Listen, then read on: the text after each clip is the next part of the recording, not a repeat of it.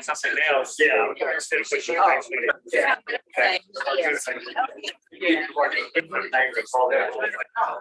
And I'll have Lacey will be finished. And then I'll have young people.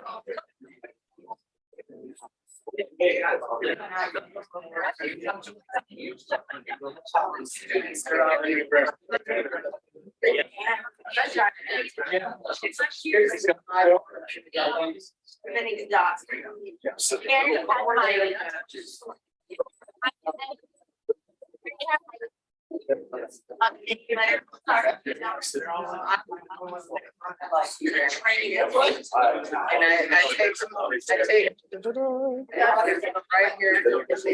All right, let's go ahead and get going.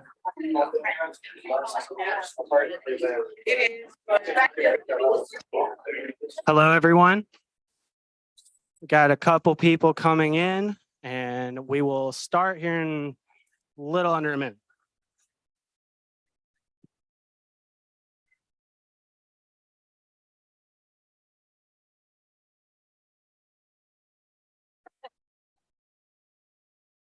All right, the doors are closing, so this means we are starting. So welcome, everyone. My name is Henry Kilpatrick. I am the Managing Director of Institutional Advancement here at Jackson State.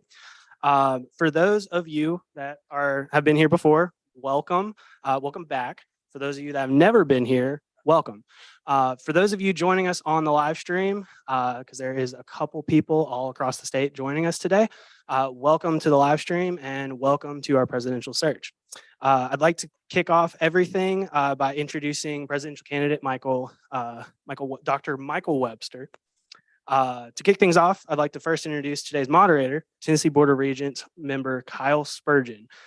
Regent Spurgeon was appointed by Governor Bill Lee to represent the 8th Congressional District. He is president and CEO of the Greater Jackson Chamber of Commerce. Regent Spurgeon, thank you for being with us today, and thank you for leading this forum.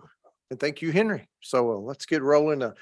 Thanks, everyone, for their attendance here today. Those of you that are watching virtually, appreciate you doing that too. This is very important as we choose the next president of Jackson State Community College.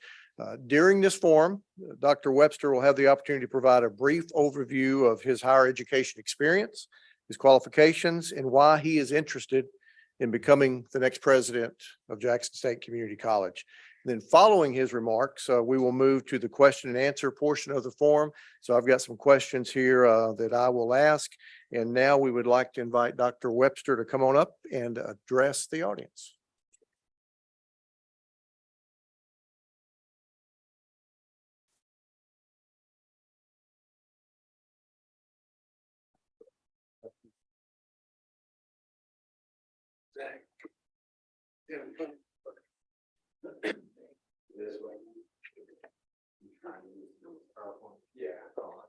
Oh, I see.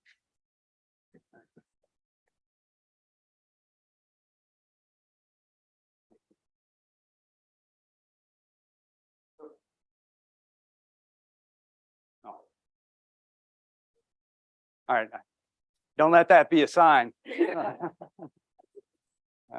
So thank you all for having me today, and I appreciate your time today. I said it most of the day today, but I know everybody's busy, and just you being out here, I appreciate you carving out time for me. I apologize for the weather. I brought the heat dome with me from Houston. But to be honest, it's about 115 degrees there right now, as opposed to whatever 90 something here. So you don't feel so bad. As I said, I'm Mike Webster, Associate Vice Chancellor for Workforce Instruction at Houston Community College. I'm going to give you just a brief overview of my most recent work and really what drives me. But to start, I wanted to talk about somebody else. And for those of you that I talked to today, I'm sorry you're going to hear a couple of these things again. But this is Dr. Joan Samuelson.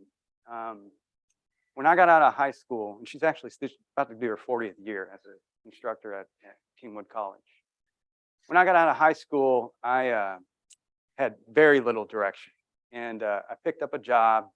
I was selling mobile homes. It was 12 hours a day, 7 days a week. The pay went like this, and it was just all over the place. But my stepdad said, if you're going to stay home while you work, you're going to go to community college. And I said, okay, great. It's a place to live. I'll go ahead and go to community college. Still really not on a path. And then 6 months later, he passed away. And I was asked, well, I wasn't asked, I had to take care of my mom, the mortgage that she had, and any of the bills that were associated with that. And school started to look like a luxury as opposed to something that was worth my time. And I missed one class, Dr. Samuelson's class. She called me that night, and about 3 hours later said, you're not going to drop out. You're going to finish school. You're going to go on and do things. And that was it. That sold it for me. I'm the first in my family to graduate college, and I would credit her with making that happen. So I think that's where the work is. It's out there for all of the Mike Websters that might be lost or could be lost or don't know what they want to do. That's what community college does. It gives them the hope and the vision to move forward in their lives. And that's definitely that's what I wake up with every morning.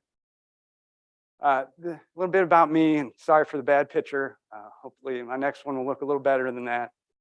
I'm just going to give you a little few of the highlights from my work right now. So I've been 6.5 years at Houston Community College as the Associate Vice Chancellor for Workforce Instruction. I oversee all of the workforce programs. I oversee the apprenticeships, our contract training, anything from accounting to welding, anything in between. It reports up to me. Oh, I put this one first. I was on the task force that led to the accreditation of our NASAD, the Arts and Design Council. We were accredited for several of our programs. And I think it's really important because one of the things that NASAD pushes is cross collaboration between disciplines. And so one of the first projects after we were accredited was these trophies. So the studio art students designed these trophies for a petrochemical industry golf tournament. The CAD students designed, drafted them, and then our manufacturing students produced them. And then these were the awards that we gave out at the tournament. I know it's a small thing, but to me, it's a really big thing because you had all of these different disciplines working together, and it was because of our work on the NASAD. I've served on the QEP task force to put together the personalized learning pathways. Our first go is around business, creating pathways for students so that they see from wherever they start, wherever they want to go, there's going to be somebody there to help them along the way. This was in response to our 10-year reaffirmation of the SACS accreditation, which we received 0 recommendations. I also was a writer on that. Up top here, the guy is kneeling. Some of you might know if you watched the World Series last year, his name is Mattress Mac. He owns 3 furniture stores in Houston. He's a huge philanthropist. He's also been on for his work during Hurricane Harvey. He let everybody stay in his building. He didn't care if they were sleeping on the mattresses that he was trying to sell or not. But he was driving to his shop one day and he got tired of seeing all these people on the street not working. And so he called me up and he said, "Hey, Mike, what are we going to do about this?" I said, "Well, we can go train them." I said, "Well, I'm going to donate 16,000 square feet of my retail center. You come out and train people and we'll put them to work. I'll be the bullhorn on the TV that gets people into the doors to get trained." So we did. We set up a welding lab, an electrical lab, a residential construction lab, and a child development associate program. This is our first class of graduates. We are now at about 300, a little over 300 students that have gone through this program. But I mean, these are 300 students that didn't know about us. They barely knew about Gallery Furniture. He got on TV and pushed it out there, and we created something. This one won the League of Innovation Award.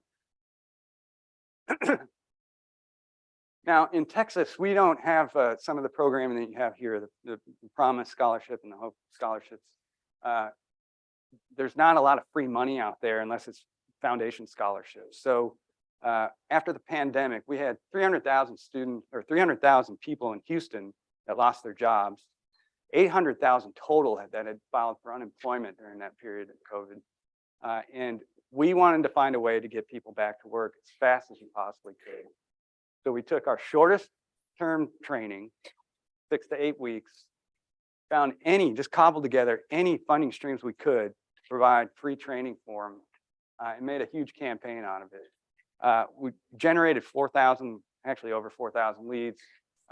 We had the deans calling them, the directors calling them, and I don't know how it is at Jackson State, but in Houston, the deans rarely get on the phones with students. And so it was a big lift. And the whole emphasis of it was, we want to save people's lives. I really think that's what it meant.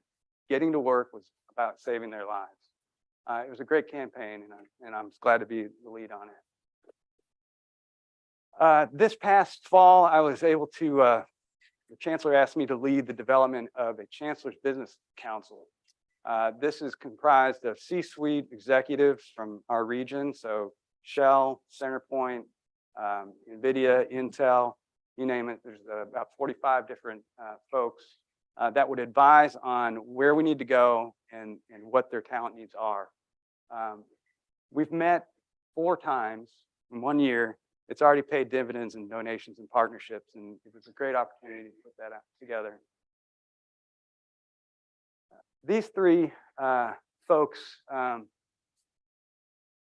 it's less of a success of mine, but it's pretty important to me. So you see, they all have the same jacket on. I started a quarterly award, and it's this Dickies jacket, it's a workforce jacket, has the HCC logo on it, and it's for faculty and staff that have done something that's innovative to improve the college around workforce. So maybe they've increased enrollment, they've created a new business partnership, they've advanced some kind of project or program that wasn't in existence before.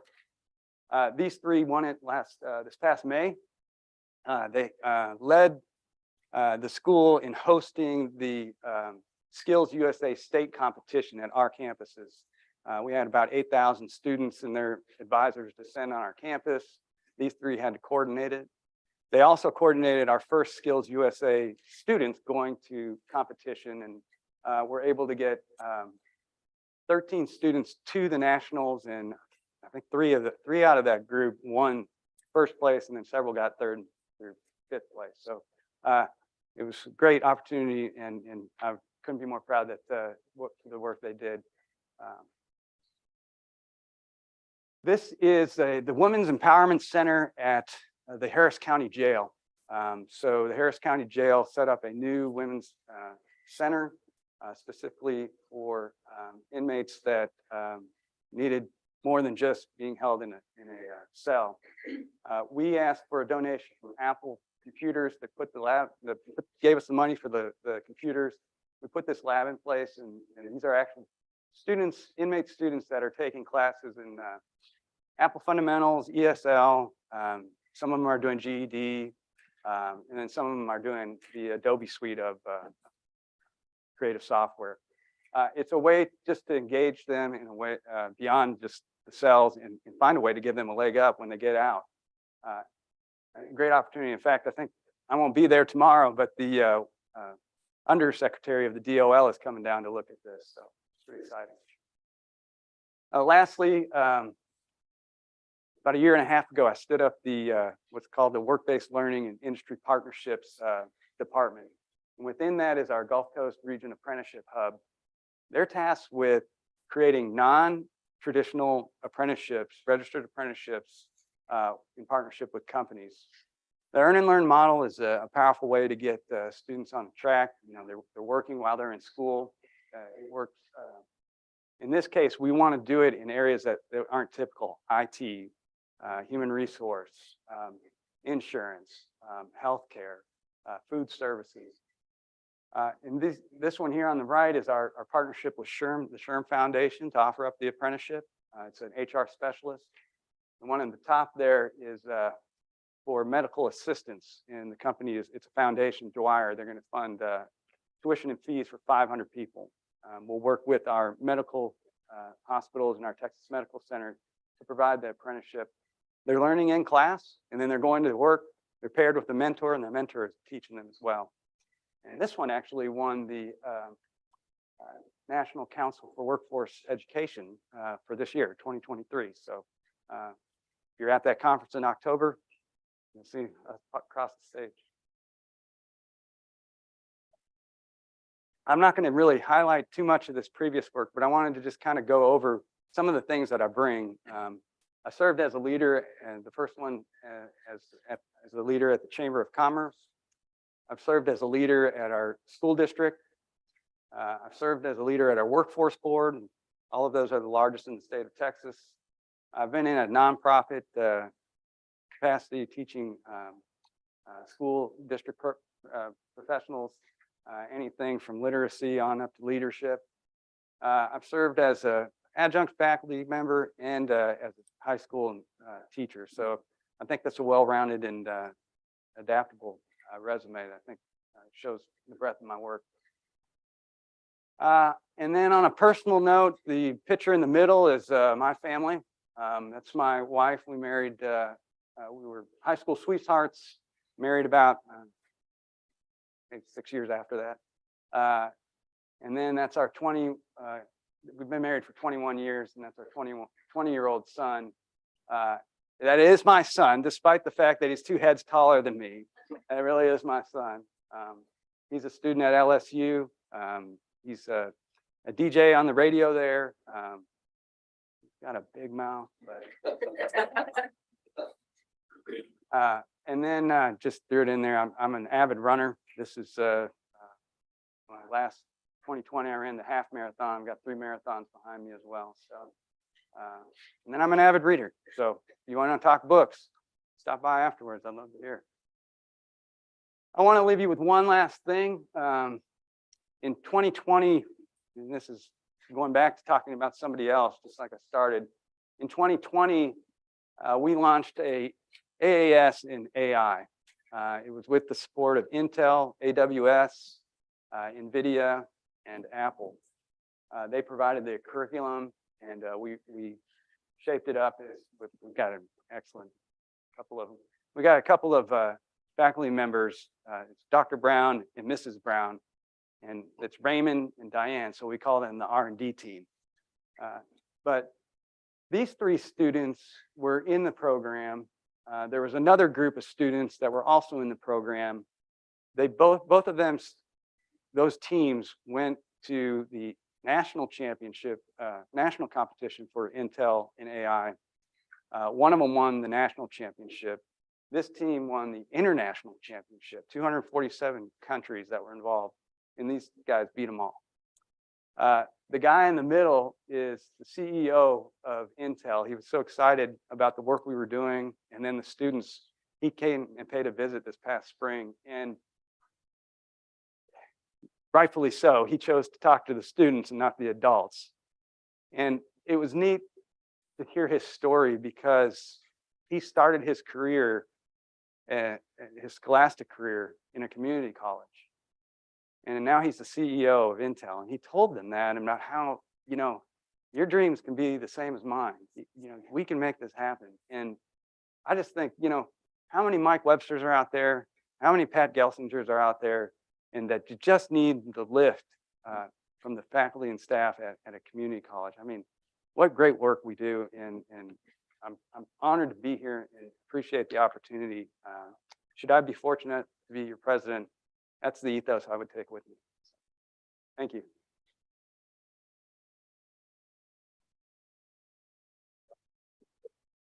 Yep.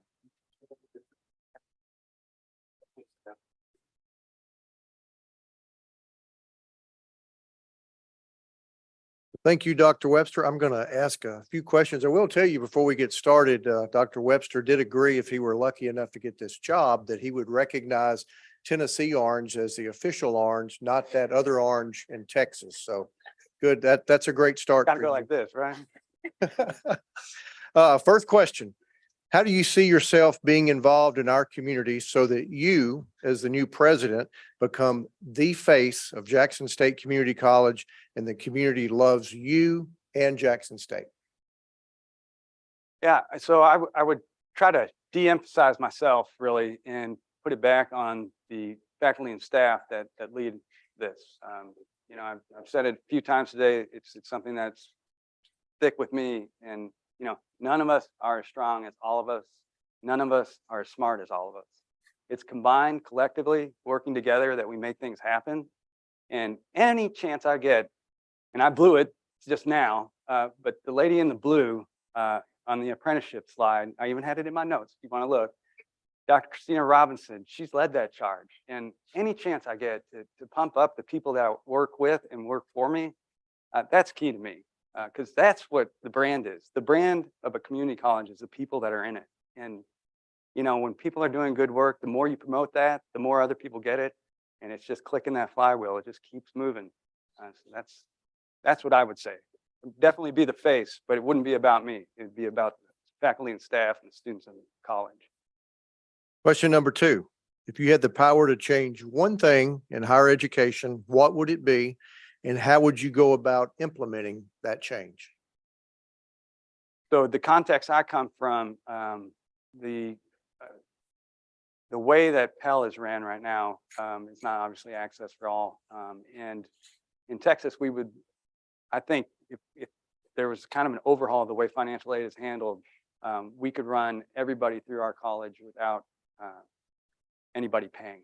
And so I would say that, you know, and that's you know, given the recent talk about student loans that's happened in the legislature and then obviously in the Supreme Court, getting that burden away from folks and being able to find a way to get students through in a free way, I think is key to the success of schools.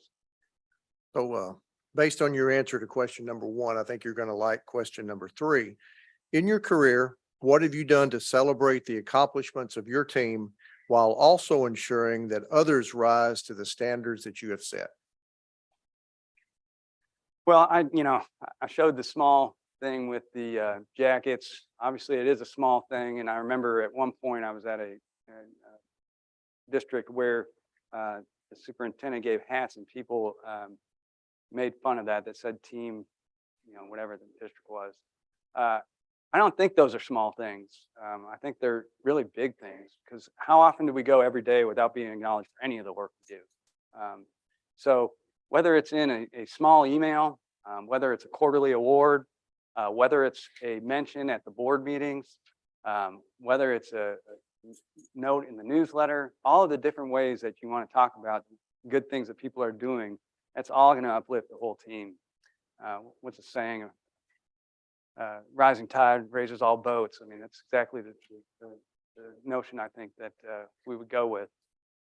In terms of, you know, everybody kind of coming along, I've said it again, I've said this a few times today, and I apologize for those that have heard this, but, you know, once you set that North Star and everybody's geared towards, this is the place we're going, this is what we want to do, everything we do, whether it takes a risk that ends up in failure or an innovation that turns into a success, making sure that all of that work is headed towards North Star, everybody is involved and everybody's important in making that happen. So I would say that, you know, you find a way to get that message out there, And then anytime if there's a success, no matter how small or big, you're promoting and talking about it. Community colleges have historically been known as pillars in their communities. Please provide 2 to 3 specific examples of your experience, including results, building effective partnerships with third-party organizations such as school districts, other colleges, chamber of commerces, local governments, and employers. That's a long question, so if you need me to go back through some of that, I'll be glad to.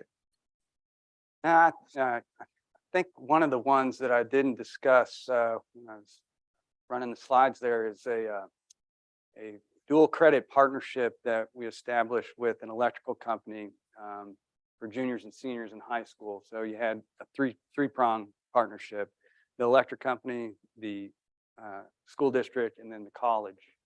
And the students took dual credit, their level 1 certificate, through their junior year. The company paid for a summer internship for their senior year. They finished it their senior year, and then they guaranteed a job for the students that finished, any of the students that finished. So, I mean, and I don't know if I had a picture up there, but you know, we held these signing ceremonies, then we held a commitment ceremony, and then we held the end of this year's ceremony. I think we were talking about the nurse pinnings earlier today. Rather than the nurse pinning, we did the hard hat. They received their hard hat. You know, they put them in the job. Highly successful program. We then replicated it with an interior and drywall company. Same kind of thing. That one, by the way, won the NCWE award in 2019. So, you know, I think those are the type of partnerships that make a lasting impression on students, obviously. And the more that we can get the companies to invest in the college in that way, they're really investing in their next talent. Thank you. West Tennessee is both urban and rural, presenting its own set of unique challenges in terms of student recruitment. How would you ensure fair and equitable presence across all of our service areas in terms of community involvement and engagement? Well, I'll say that, you know, Houston Community College is primarily an urban college, but it's 623 square miles. So, you know, put that on your radar. It's a pretty large space, and there are sections of our service area that are rural as well and require a different set of supports than the folks in the city. And it's just really about resource allocation. So the decisions you make on resource allocation speak to what you're providing that is fair and equitable. I would say that, you know, if you need to put more resource in one area, it's because the need is greater there. And we've done that several times. I've been involved in filling out labs that were empty spaces before, but when you think about not being able to drive a car 25 miles to the next closest lab, it makes a big difference. So having the labs where the community is key. And so I think it's really about resource allocation and making sure that you got them in the right place. Honesty is always the best policy, but specifically about communication. Tell us how you utilize transparency in your communication among direct reports and the entire campus. So I meet with my direct reports weekly, and and then we have a larger meeting with some of the directors and deans outside of that. I would say that the first thing is creating the norms of operation in that room. How do you create the safe space? I've mentioned several times about team building. If you're not creating a space where people are feeling safe to communicate with one another about problems, they're going to bubble up, and it's just going to be a disaster. So it first starts with setting up a space that's safe and communicative and then collaborative. And that starts with team building. From my end directly, there's no need for misinformation, right? So you're just starting out with telling it how it is. That's the key. I mean, what's the point of starting up problems that don't need to exist? Being straight with people, letting them know where you're at.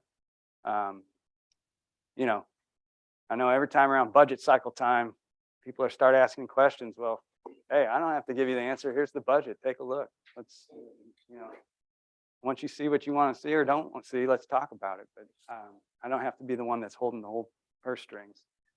It's just being as transparent as possible. We move from communication to efficiency.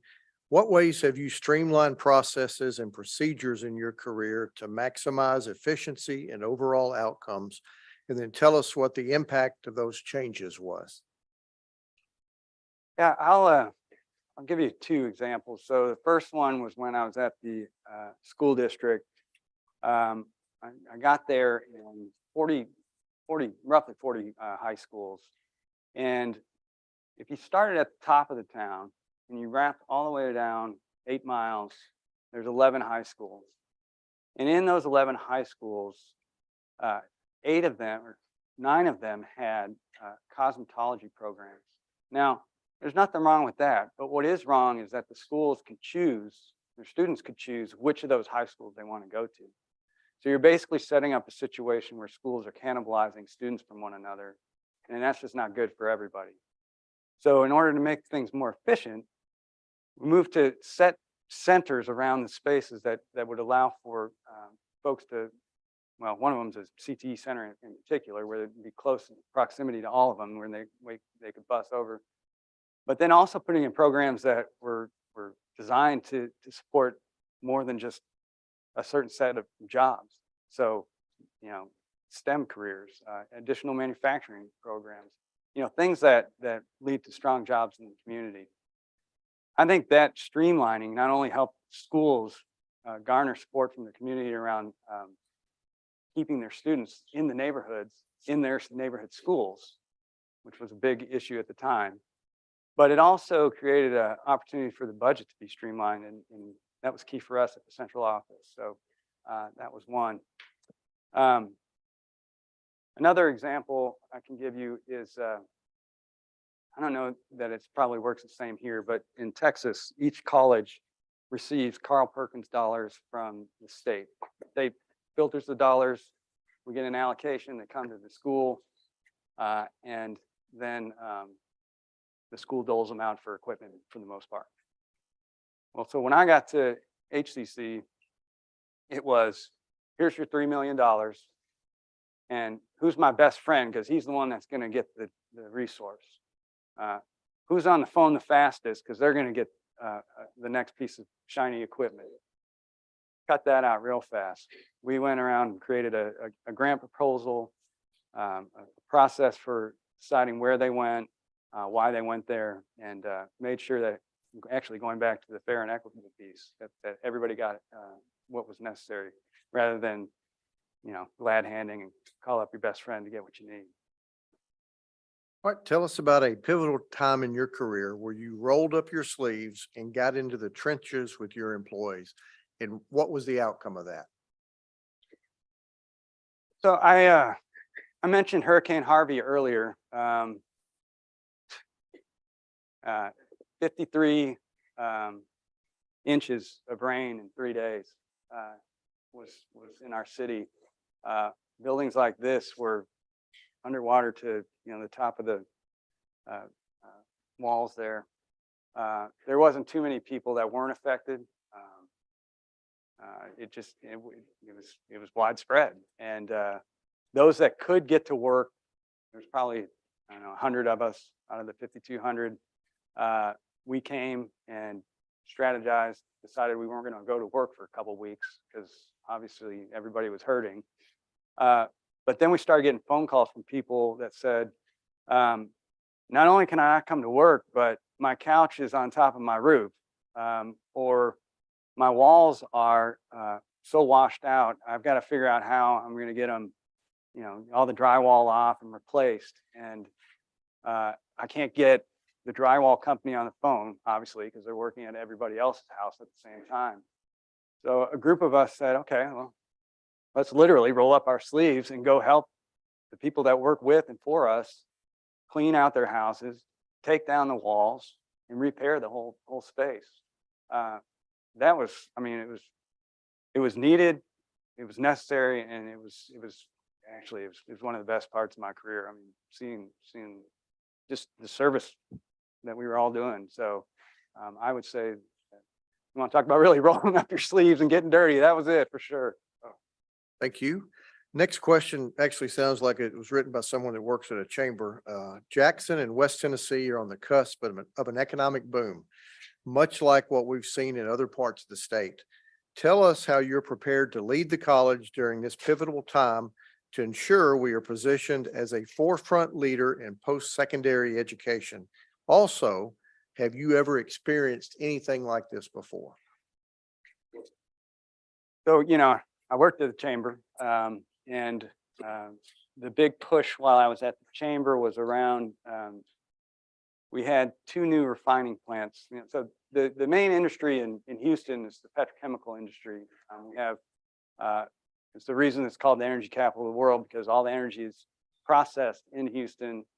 We create the resins, we ship it out, and then everything that you're sitting on or wearing has generally got some kind of plastic in it, and it's probably come through Houston.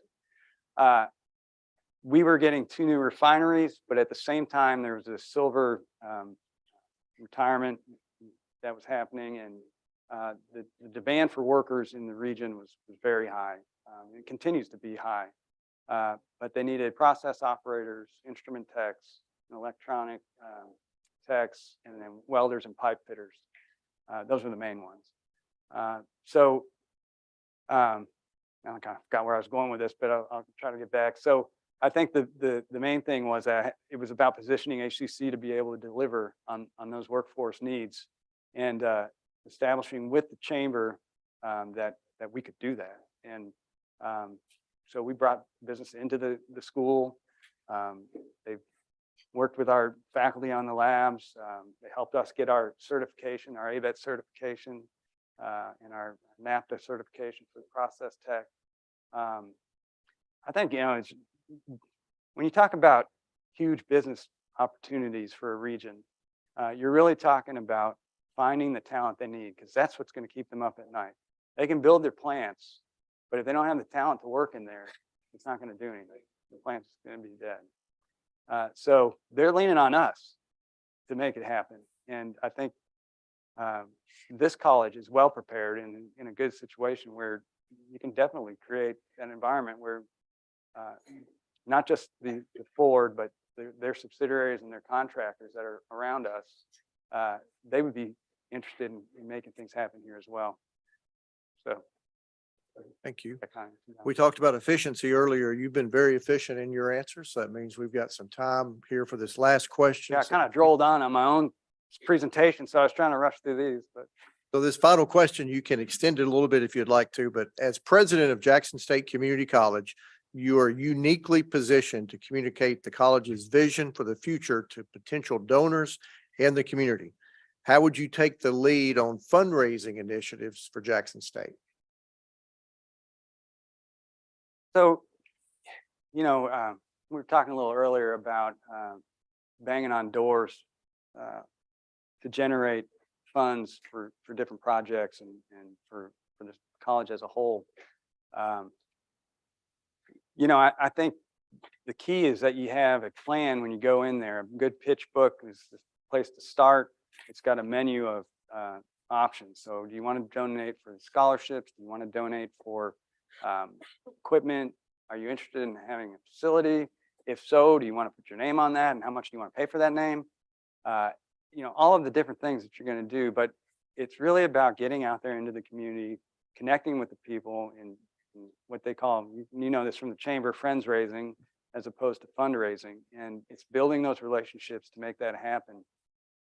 I'm also convinced that, you know, and I've seen this several times, you know, you don't know what somebody's going to give you and what they might want to give you if you don't ask. The only thing they can do is tell you no. And if they do, you can always ask again. And I've seen it enough to know that when you do that, you'd be surprised what they're willing to give. I've mentioned it probably in every session today, and I'm going to do it one more time because I think it's a big deal. At least it is for me and for HCC. We have a vendor. Nobody there's 9 community colleges in Houston. None of those colleges have a heavy equipment operator program. There isn't a single construction project that happens where you don't need to excavate or bulldoze or steamroll or whatever. And yet we have no programs to train the people that are using those. So what does that generally mean? That means that there's going to be a loss in productivity because people aren't operating the machine safely, or they're not doing it correctly, and then they've got to rework the space. We tried to, we decided that we wanted to create a program that would allow for the training of these operators. I had a place, campus, a spot on the campus that I was going to put it. And my idea was that we would just roll the vehicles out there, buy up the vehicles. That was easy. Going back to the Perkins dollars. We buy up the vehicles and put them out there. And our facilities folks said, well, you got to check for wires and plumbing. And one of them was worried that we were going to hit the telephone poles and light poles. So is there enough space to get through there? So long story short, they did a feasibility study, and then they designed the space to adequately house the program. The cost for that was a little bit under $500,000, and we didn't have it budgeted. And the facilities and the procurement or finance folks said, Mike, if you can find the money for that, then we'll build it. So, on a whim, I first called, I just picked up the phone and called Doggett, which is a large dealership in the region. Doggett didn't respond to me. I'm still waiting for them to respond to me just in case that they want to get in on this. And then I called up Mustang Cat, which is another dealer, deal Caterpillar. And, I gave them the pitch. We want you to donate the $400 and some odd thousand to build this facility. And their response was, well, we really don't like to do that. But what we can do is we'll donate at a no-cost lease any vehicle you want forever. Okay, that is great. So the cost to do the vehicles was $383,000 per year. Now, the beauty of the lease is that I don't have to fix them. I don't have to cart them back and forth from anywhere. They're going to bring them over to me. They're going to set them up, and they're going to take them off when I'm done with them until the next cohort comes. $383,000 a year. You can do the math over 5-10 years. That's more of a win for us than anything. So it was an easy sell to our facilities folks that, hey, we got this. Can you pony up the 400 and some odd thousand? They found the money, and we're hoping to get it going in the spring of 24. I think that, in a nutshell, is what you just don't know what a company's willing to do for you. You got to pick up the phone and give them a shout and say, hey, what do you want to do? Let's make it happen. We're open. We're open for business. Dr. Webster, we appreciate your responses today, and thank you for coming up from Texas and your interest in the president's position at Jackson State Community College. Thank you. Appreciate it.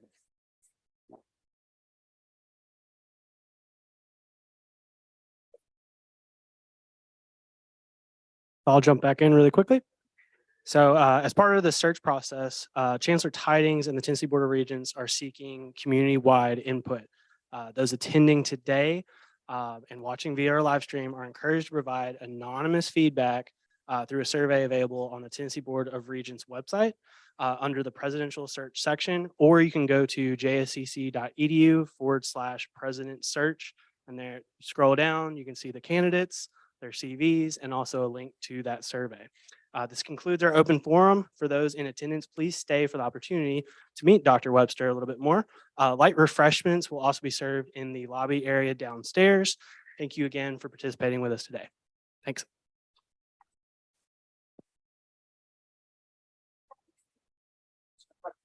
Yes, sir. Wow, library director.